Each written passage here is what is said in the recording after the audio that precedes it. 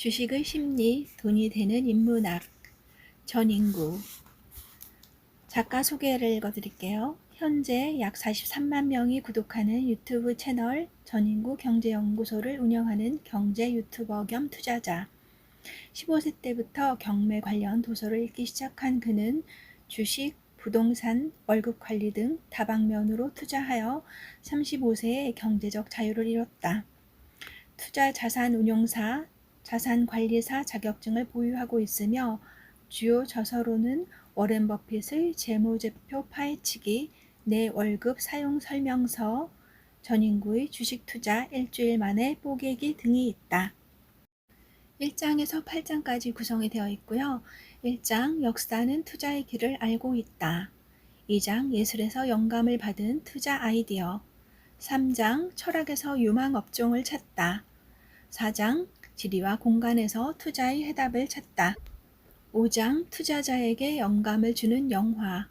6장 여행에서 돈을 보다. 7장 스포츠 인문학으로 보는 투자의 지혜.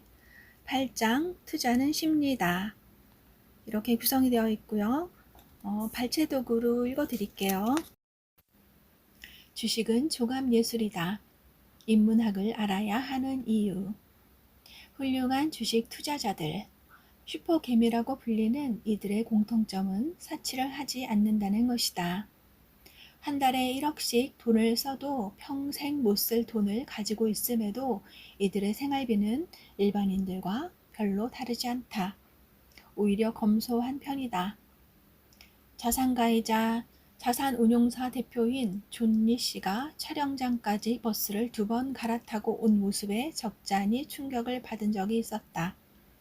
다른 슈퍼개미들도 명품과는 거리가 멀고 차가 없는 경우도 많고 옷도 무난하게, 아니 허름할 정도로 입고 다니는 사람도 많다. 나 역시 차를 좋아함에도 10년 이상 된 중고차를 타고 다닌다. 왜 그럴까? 절제력을 유지하기 위해서다. 주식 투자자는 고도의 절제력이 필요하다. 욕심을 부리면 모든 것을 잃을 수도 있는 곳이 주식 시장이라는 전쟁터다. 갖고 싶은 것을 본능대로 다 사게 되면 절제력은 사라지고 욕심만 남게 된다. 슈퍼개미들은 이것을 가장 두려워한다. 또 다른 공통점은 주식창을 보는 것을 가급적 멀리하고 명상을 즐긴다는 점이다. 주식 호가창을 오래 볼수록 더 좋은 기회를 발견할 것 같지만 투자 힌트는 주식 프로그램이 아닌 기업 바로 그 자체에 있다.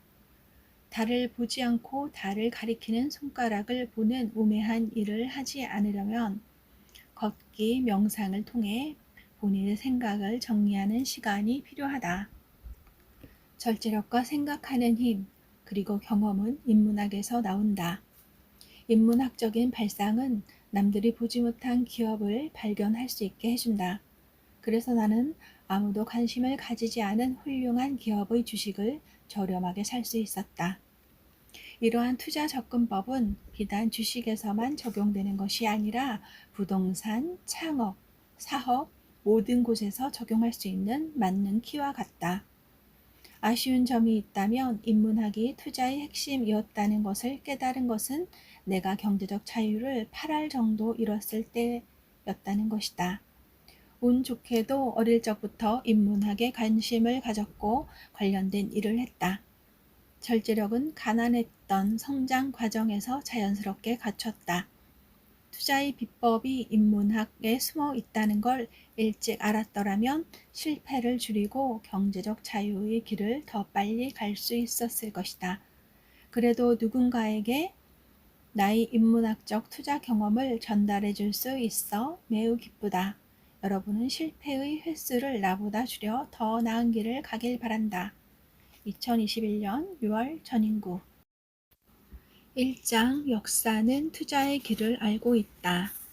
적벽대전, 빈배를 띄워 화살 10만 개를 얻다. 삼국지 삼국연의에는 당시 영웅들의 치밀한 심리전이 잘 표현되어 있다.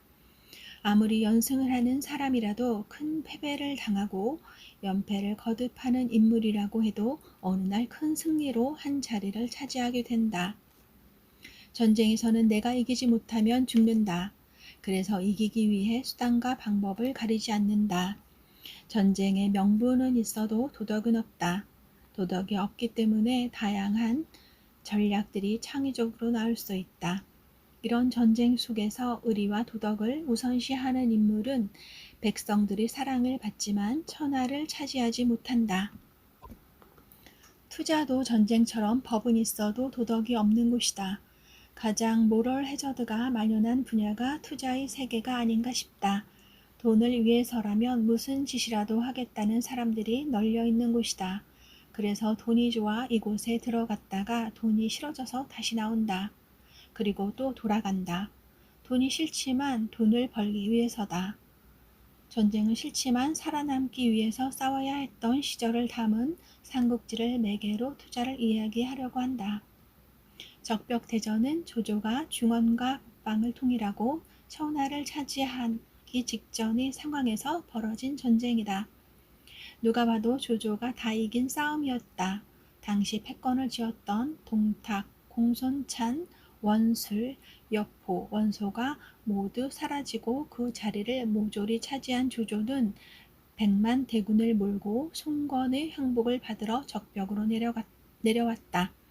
모두가 이길 수 없는 싸움이라 생각했기에 송건 내부에서도 항복하자는 주장이 강했지만 송건은 전쟁을 하기로 결심하고 주유에게 정권을 위임한다. 유비도 이때 송건을 돕고 있었는데 제갈량은 주유에게 화살 10만 개를 3일 안에 가져오겠다고 장담한다. 상식적으로 말이 되지 않는 물량의 주유는 약속을 못 지키며 목숨을 내놓으라고까지 한다. 제갈량은 이틀을 푹 쉬고 3일째 안개가 자욱한 날 20척의 배를 이끌고 조조 진영으로 나선다. 배 안에는 군사가 없다. 지푸라기를 잔뜩 실었을 뿐 싸울 수 있는 군사는 없었다. 조조 진영에서는 짙은 안개 속으로 수십 척의 배가 다가오는 것이 보였다. 안개가 짙었기 때문에 뒤로 얼마나 더 많은 배가 있을지 몰랐다. 공포는 보일 때보다 보이지 않을 때 더 크다. 투자에서도 증시가 하락하면 파는 이유는 더 하락할지 모른다는 공포가 있기 때문이다. 안개가 짙으면 나가서 싸우는 것도 위험하다. 상대를 알지 못하는데 달려들었다가 크게 당할 수도 있다. 여기서 또 하나 이유가 있다. 송건의 수군은 정의 강군이고 조조의 수군은 육포의 부하였던 채모가 키우고 있었다. 송건을 이길 수준이 되지 않았고 조조가 크게 신뢰할 수 없었다. 그래서 화살만 날렸다. 제갈량은 빈 배의 지푸라기에 꽂힌 화살을 거두어 돌아갔다. 안개가 걷히고 난 뒤에 조조는 크게 후회했지만 이미 때는 지났다. 제갈량은 무엇을 이용했을까? 우선 상황을 이용했다. 안개가 자욱한 상황에서는 적이 나를 알지 못하고 공포를 느낄 수밖에 없다는 것을 이용했다. 그리고 적의 상황을 이용했다. 적은 정면으로 싸울 실력이 되지 않았기에 화살만 날릴 것이라는 것을 알았다. 투자의 세계에서 빈배는 무엇일까? 그리고 화살은 무엇일까? 지금도 개인 투자자들에게 빈배를 내미는 이들이 있다. 외국인, 기관, 큰손들은 안개가 자욱한 날 빈배를 내민다. 정세가 불안하거나 경제가 위기에 있거나 변동성이 큰 시기가 오면 뉴스, 미디어, 정치적 액션 등을 통해서 더 큰 공포를 만들어낸다. 그러면 대중, 개인 투자자들은 공포를 느끼게 되고 자신이 가진 소중한 화살을 허공을 향해 쏘아 올린다. 화살이 상대를 맞힐 것이라고 생각해서 날리는 것이 아니다. 내가 무섭기 때문에 공포를 줄이고자 날리는 것이다. 큰손들은 개인이 날린 소중한 화살을 빈배에 실어 가져간다. 그리고 날씨가 맑은 어느 날 다시 화살을 날려 돌려준다. 그 빈배는 공매도가 될 수도 있고 외인, 기관의 선물, 현물 투자가 될 수도 있다. 큰 하락장에서 보면 외국인 같은 큰 손들은 하락이 시작할 때는 앞장서서 파는 모습을 보이며 하락을 선도하고 하락이 끝날 때쯤에는 엄청나게 사들이며 공포에 질린 화살을 걷어간다. 안개가 자욱해질 때 개인 투자자는 조심해야 한다. 일상생활에서도 일반인들에게 빈 배를 띄우는 사람들이 많다. 아프거나 늙으면 돈을 준다고 공포를 지울 수 있다며 보험을 판매한다. 또는 건강식품, 의료기기를 판매한다. 나이를 먹을수록 이 공포는 점점 더 현실적으로 다가오기에 보험 가입자는 계속 늘어나고 있고 헬스케어 사업은 나날이 번창하고 있다. 워렌 버핏은 위기 때 주식을 저렴하게 쓸어 담기로 유명하다. 2008년 금융위기로 은행 주식이 역사상 바닥을 찍었다. 버핏은 그때 은행주를 샀다. 2020년 코로나 위기로 원유 가격이 마이너스가 되는 등 일이 벌어졌다. 버핏은 2020년 말에 정유주를 샀다. 그 외에도 증시 위기가 올 때마다 산 주식이 코카콜라, 코스트코, 비자, 애플 같은 주식들이다. 결과는 알다시피 버핏에게 엄청난 수익을 가져다 주었다. 공포에 사고 확신에 팔 수 있는 배짱을 길러보자. 그 배짱이 여러분을 부자로 만들어줄 것이다. 2장 예술에서 영감을 받은 투자 아이디어. 루벤스, 미술도 분업이 된다고? 바로크 양식의 거장인 루벤스는 가톨릭 신자로 플랑드르 화파에 속한다. 루벤스는 다른 화가와 달리 많은 제자들을 거느리고 있었고 이 덕분에 미술을 분업화할 수 있었다. 루벤스가 이런 선택을 하게 된 계기는 왕실과 귀족의 후원을 받던 기존의 생존 방식에서 상업 자본주의인 중상주의 시대를 살았다는 점이다. 중산층들이 생겨났고 그들의 수요가 확대되었기 때문이다. 원래 미술시장의 시작은 15세기 벨기에의 한 시장에서 출발한 것으로 알려져 있다. 성당의 건축비를 마련하기 위해서 만들어진 시장은 연 2회 6주간 열렸다. 여기에서 그림, 조각 등의 예술품이 팔렸다.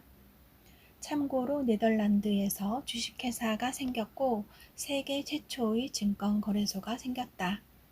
돈이 있는 곳으로 예술이 모인다는 것은 역사적인 사실이다. 그래서 예술과 돈 이야기는 연결된다. 돈이 있는 곳에 후원자가 있고 수요가 있다. 당연히 가장 경제가 발전한 도시에 최고의 미술시장이 존재하게 된다. 이러한 배경에서 사업가형 화가인 루벤스가 탄생하게 된 것이다. 귀족들 연봉의 3배 수준의 소득을 벌어들이는 대형 예술가의 탄생이다. 십자가에서 내려지는 그리스도는 블란다츠의 개의 주인공인 가난한 소년 네로가 보고 싶어 했던 그림으로도 유명하다. 저주받은 이들의 몰락은 1959년 염산 테러로 인해 영구적 손상을 받을 것이라 생각했는데 기가 막히게 복원해서 현재도 볼 수 있다.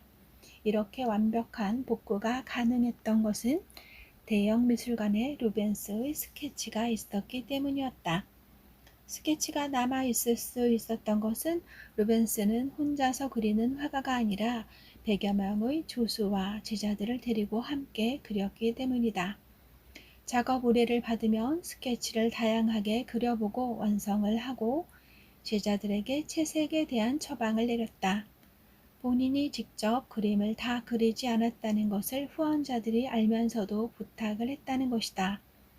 루벤스가 직접 그리길 원했을 텐데 그는 그림을 수주받아서 제자들과 함께 그렸기 때문에 후원자들 입장에서는 루벤스의 온전한 작품이라고 보기 어려울 수도 있었을 것이다. 하지만 이런 후원자들의 의심을 불식시키기 위해 루벤스는 후원자들을 자신의 작업실로 초대했다. 본인이 직접 100% 스케치를 하고 제자들에게 채색을 처방드리고 제자들은 그 처방대로 그림을 그리며 완성해 나가는 것을 보여주고 나면 후원자들은 신뢰를 하고 그림을 맡겼다. 지금은 만화도 그림도 기획도 이런 형태를 띠고 있지만 이 일의 시작은 루벤스였다는 점이 주목할 만하다. 이런 일이 가능한 것은 루벤스는 시스템화, 고객의 신뢰, 조직 운용 능력이 뛰어나고 시장 상황을 적절히 판단하고 있었기 때문이다. 루벤스는 후원자의 마음을 읽고 배려한 그림을 그렸다. 사업은 고객의 마음을 먼저 읽고 그에 맞는 상품을 내놓는 사람이 성공한다. 스타벅스는 여느 카페들과 다르다는 점을 쉽게 알 수 있다. 유독 기호에 맞게 이것을 넣고 저것을 빼달라는 주문이 많은데 바리스타들은 이에 맞게 척척 만들어준다. 그리고 계절에 맞게 꾸준히 신메뉴를 만들어 놓고 좀 더 고급스러운 제품을 찾는 고객들을 위해 프리미엄 브랜드인 리저브를 내놓는다. 그리고 지점마다 맛이 달라지는 일이 없도록 하기 위해 직영으로 운영하고 직원 교육에 더 신경을 쓴다. 전 세계 어느 스타벅스를 가든지 본사가 처방한 맛과 메뉴를 그대로 느낄 수가 있다.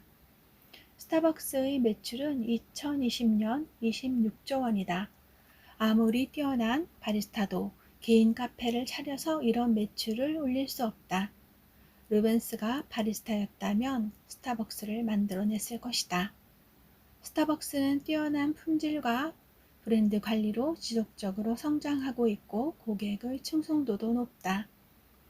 주가가 이를 말해주고 있는데 최근 5년간 45달러에서 100달러로 2배 이상 상승했다. 루벤스와 스타벅스가 다른 점은 루벤스는 사람이라 수명이 정해져 있었다는 것이고 스타벅스는 회사라서 수명이 정해지지 않았다는 것이다. 투자자에게는 루벤스보다 스타벅스가 더 매력적인 이유다. 에르메스, 대량 생산에 맞선 느림의 미학. 플랫폼의 제국화는 기존 기업들에게 두려움이 되고 있다. 빅데이터, 인공지능 가입자를 무기로 기존 업체들을 위협하고 있기 때문이다. 징기스칸은 기존에 없던 무기와 전략으로 아시아, 유럽을 지배했다. 보급품도 필요 없고 보병도 없고 낮은 성은 말로 뛰어넘어 버렸다.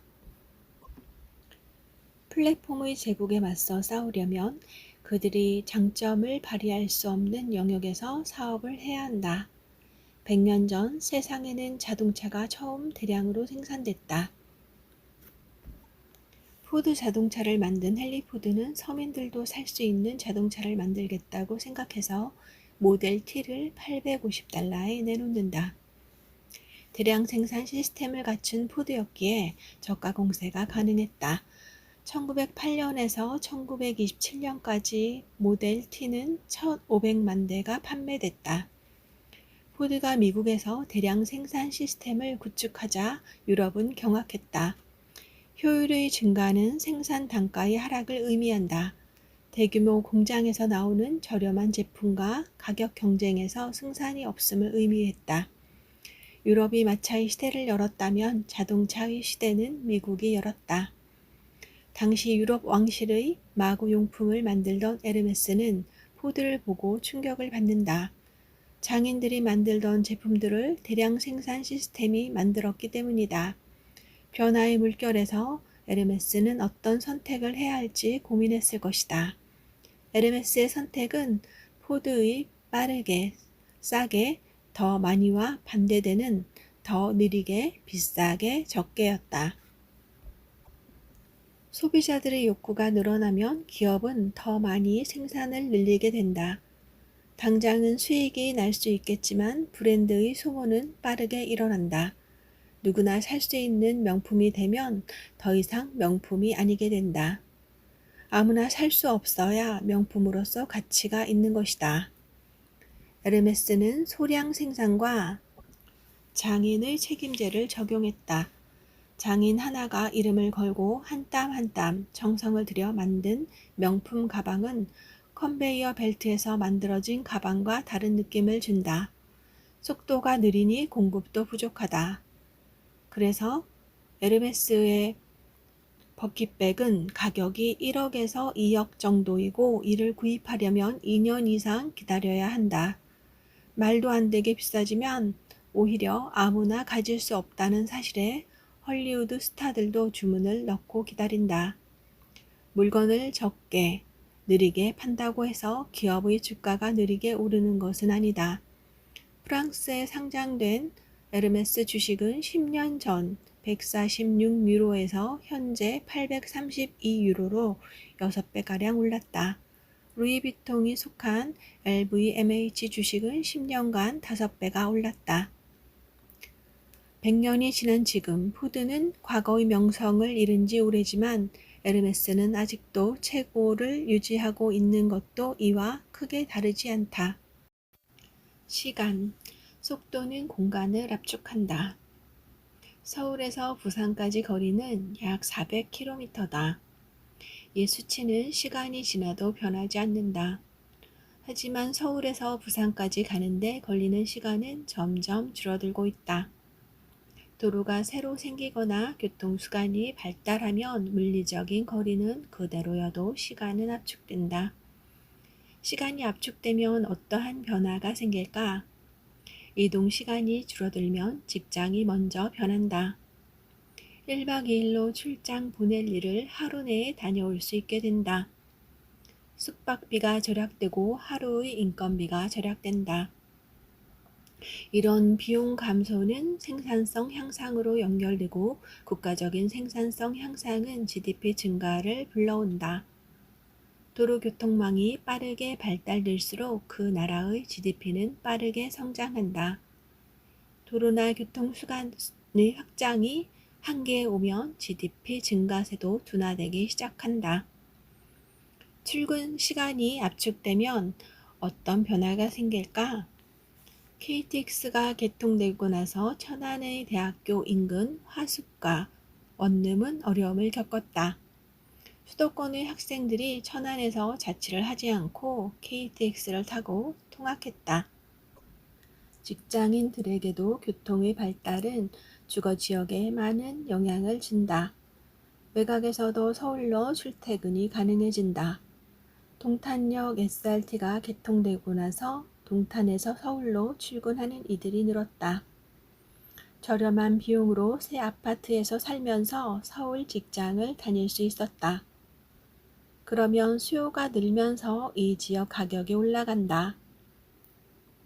반대의 경우도 생긴다. 수서역에 살면 동탄, 평택, 세종시가 직장이어도 출퇴근이 빨라진다. 서울에 살면서 지방으로 직장을 다닐 수가 있게 된다. 그래서 교통이 발달하면 그 지역 주택 가격이 상승한다. 상가도 그럴까? 빨대 효과가 벌어진다. 판교, 동탄, 광교는 교통이 좋아지면서 서울과 접근성이 좋아졌다. 그럼 상권은 어떻게 될까? 주거와는 달리 상업은 이야기가 다르다. 사람의 심리는 기왕이면 더 큰 곳에서 쇼핑을 하려는 마음을 가지고 있다. 내가 원하는 제품이 많아 선택의 수가 늘어나고 비용도 저렴할 것이라는 생각을 한다. 이런 이유 때문에 교통이 좋아지면 외곽 지역의 주말 장사가 쉽지 않다. 반대로 지하철 노선이 확장되고 이동 시간이 짧아질수록 서울의 상권은 살아나게 된다. 고속버스 터미널이나 기차역 근처에 백화점이 있는 이유다. 시 공간의 압축은 서울로 부를 집중시킨다. 공간의 개념을 생각해보자. 서울로 몰려드는 사람의 속도가 빠르기 때문에 그 속도를 교통망 확충이 따라가지를 못하는 현상이 발생한다. 다만 이 과정에서 지금의 불편함이 머지않아 편리함으로 바뀌고 그 편리함은 가격 상승을 가져다 준다는 생각을 해보면 투자자에게는 불편함이 곧 기회가 될 수도 있다.